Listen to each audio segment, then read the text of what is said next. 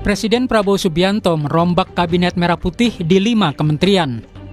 Menteri Sekretaris Negara Prasetyo Hadi menjelaskan, keputusan itu lahir dari evaluasi yang terus dilakukan Presiden Prabowo Subianto terhadap kinerja pembantunya. Ya, bukan mundur, bukan dicopot. Jadi Bapak Presiden selaku Kepala Negara dan Kepala Pemerintahan, tentunya kita semua paham bahwa beliau memiliki hak prerogatif, maka kemudian atas evaluasi beliau memutuskan untuk melakukan perubahan formasi. Tapi ada surat resign yang diajukan. Ya, soal pertimbangannya banyak, itu kan ininya Presiden. Direktur Eksekutif Lingkar Madani Ray Rangkuti mengatakan perombakan kabinet yang terkesan mendadak ini terjadi lebih kuat unsur politisnya. Menurutnya sejumlah menteri yang diganti pernah jadi pembantu presiden sebelumnya, Joko Widodo. Jadi kalau kita lihat hari ini artinya terjadi de-Jokowinisasi di kalangan kabinet. Dari sekitar berapa jumlah anggota kabinet yang dulu pernah bergabung dengan Pak Jokowi, sekarang 5 diantaranya di-reshuffle oleh Pak Jokowi. Dan saya kira arahnya nggak kembali ke Pak Jokowi nih. Ya, jadi arahnya kelihatan justru penguatan terhadap Partai Gerindra. Jadi bahasa simpelnya mungkin kita buat de-Jokowinisasi menuju ke gerindranisasi. Reshuffle kabinet ini harus bisa menumbuhkan harapan baru bagi publik bahwa wajah-wajah baru di pemerintahan bisa membawa semangat perubahan dan menjadi momentum untuk menjawab kesenjangan sosial dan ekonomi di masyarakat. Tim Liputan Kompas TV. Presiden Prabowo Subianto melakukan reshuffle atau kocok ulang Kabinet Merah Putih. Apakah reshuffle ini sesuai evaluasi kinerja atau malah lebih untuk mengakomodasi kepentingan politik? Kami diskusikan ini bersama dengan Ketua Great Institute Syahganda Nainggolan dan analis politik sekaligus Direktur Eksekutif Carta Politika Yunarto Wijaya. Selamat sore semuanya dengan Tifal di sini. Apa kabar? Halo, selamat sore. Terima kasih semua sudah bergabung dalam diskusi kami kali ini. Mas Toto, secara sederhana kalau Anda membaca pola reshuffle kemarin, itu betul memang berdasarkan evaluasi kinerja atau malah ada hal yang coba diakomodasi dalam tanda kutip dari segi politik ya? Bobot politiknya lebih terlihat ya, tentu saja. Kalau kita lihat, saya tidak mau menggunakan bahasa de-Jokowisasi lah, karena menurut saya kita harus melihat dalam konteks yang terpisah-terpisah. Yang mudah ditebak adalah memang ketika digantinya Budi Ari. Ini kan tinggal masalah waktu. Perbincangan mengenai Budi Ari dengan latar belakang sebagai relawan Jokowi, kontroversi terkait dengan dugaan misalnya kasus hukum, saya pikir apalagi ditambah dengan beban kerja dari Menteri Koperasi itu kan adalah flagship-nya pemerintahan Prabowo. Ketika kemudian dibebankan bukan kepada inner circle-nya, menurut saya memang tidak tepat. Dan ketika diangkat Ferry Yuliantono ya terlihat sekali ini adalah orang dekat Pak Prabowo dari dulu gitu ya. Dan ketika berbicara Sri Mulyani banyak orang yang kaget. Saya tidak kaget, walaupun memang dari sisi waktu saya cukup kaget karena kok sedemikian cepat. Secara paradigma Pak Prabowo dengan Sri Mulyani memang berbeda. Ketika yang satu dianggap lebih dekat dengan pemikiran ayahnya, sosialis, yang satu sering dianggap lebih dekat dengan pasar bebas. Jadi it's all about timing juga, apalagi kalau kita dengar isu bahwa Sri Mulyani sendiri dipakai oleh Pak Prabowo dalam konteks didorong oleh Pak Jokowi dengan Pak SBY yang cenderung memang secara paradigma sama dengan Sri Mulyani.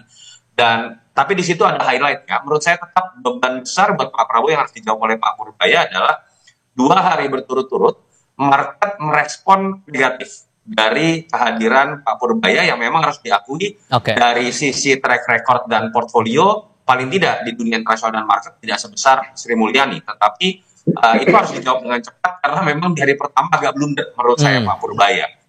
Nah, yang sebetulnya menarik dan masih menjadi misteri adalah digantinya Pak Budi Gunawan.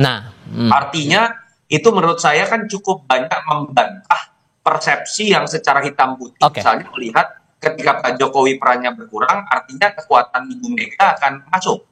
Soal nama Menko Polkam itu kita akan coba diskusikan lagi nanti. Tapi kalau menurut Bang Ganda nih, kalau membaca polanya terlebih banyak menteri di era Jokowi yang kena reshuffle, apakah ini memang terpola untuk tujuan mengakomodasi kepentingan politik? Jawabnya nanti Bang, kita jeda sebentar. Kita lanjutkan di segmen berikutnya, selepas jeda berikut. Kalau menurut Anda ini memang polanya sebatas evaluasi kinerja atau ada akomodasi tertentu nih? Ya, saya pikir kalau evaluasi kan harusnya Oktober ya, tanggal 20 setelah 1 tahun. Tapi yang sekarang ini kan karena ada chaos ya kemarin, kerusuhan dan lain-lain. Jadi kita lihat Presiden harus mengambil langkah lebih cepat karena rakyat itu harus dipuaskan ya, rakyat menuntut.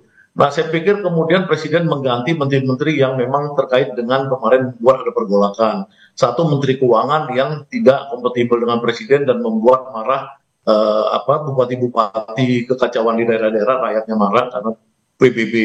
Yang kedua Koperasi Desa Merah Putih ya, yang selama ini sudah didesain 80.000, itu selama ini susah berjalan karena menterinya itu diperkirakan terlibat atau kejahatan judi online dan lain-lain. Tapi dua pergantian ini saya apresiasi ya, untuk di bidang ekonomi ya, Purbaya untuk Menteri Keuangan dan Peri Juliantono untuk Menteri Koperasi Desa Merah Putih. Nah, Purbaya ini kenapa saya apresiasi? Karena dia muridnya Paul Romer.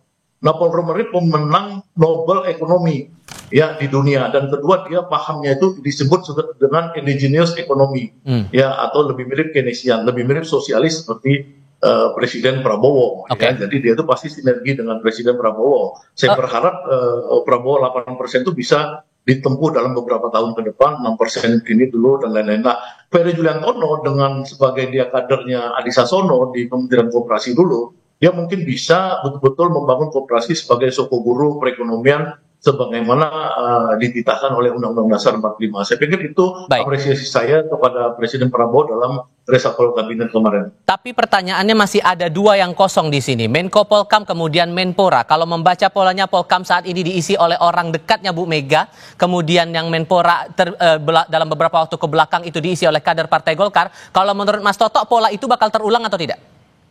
Saya melihat Golkar kan sudah selesai ya dengan diberikan jatah di kementerian lain, sehingga dari sisi jumlah sudah sama. Artinya tidak ada masalah dalam konteks perimbangan politik di situ.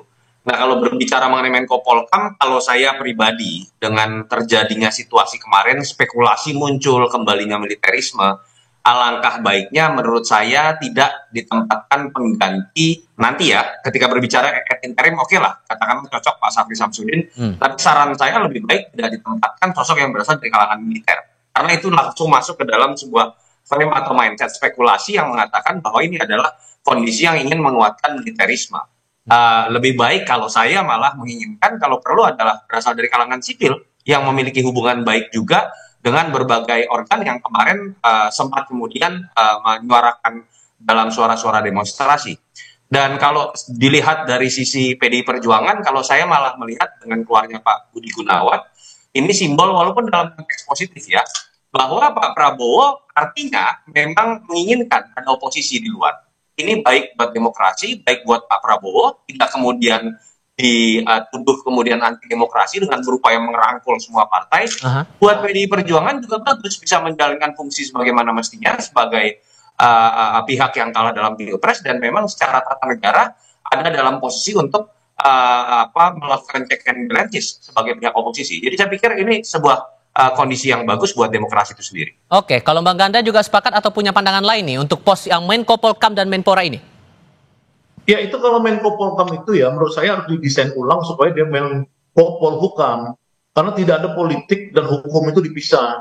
Ini Pak Presiden mungkin harus meninjau kembali ya supaya itu disatukan kembali menteri koordinatornya. Yang taruh ke Pak Yusril dong kalau gitu tugasnya. Itu pidato Presiden dengan Ibu Megawati tanggal 31 Agustus ya, pidato Presiden dengan Ibu Megawati yang 31 Agustus itu. Mudah-mudahan Pak Prabowo tetap mengakomodir teman-teman PDI agar kohesivitas dan stabilitas ini bisa terjamin ke depan. Kalau Menteri Pemuda saya pikir saya belum ikutin perkembangannya. Tapi kalau membaca polanya kayaknya bakal terulang lagi nggak kira-kira dari kader Golkar lagi? Karena yang beredar juga begitu di kalangan wartawan. Kalau Golkar itu kan maksudnya dia kan udah dapat kemarin ya, yang Menteri Tenaga Kerja Luar Negeri ya. P2MI. Saya pikir kan udah. Saya pikir harus ada keadilan. Kita partai-partai ini kalau tidak bisa memberikan yang terbaik, ya misalkan ada kasus korupsi atau CSR Bank BI apa sekalian diributkan sekarang untuk posisi Menpora, itu mudah-mudahan ada yang lebih baik lah. Kalau nggak itu cari dari luar dong. Ya zakon kabinet lah, kembali pada zakon kabinet. Bang Ganda, Mas Toto, terima kasih banyak sudah berbagi pandangan bersama kami kali ini. Sehat selalu semuanya, selamat sore. Terima kasih, selamat sore. Bang Ganda.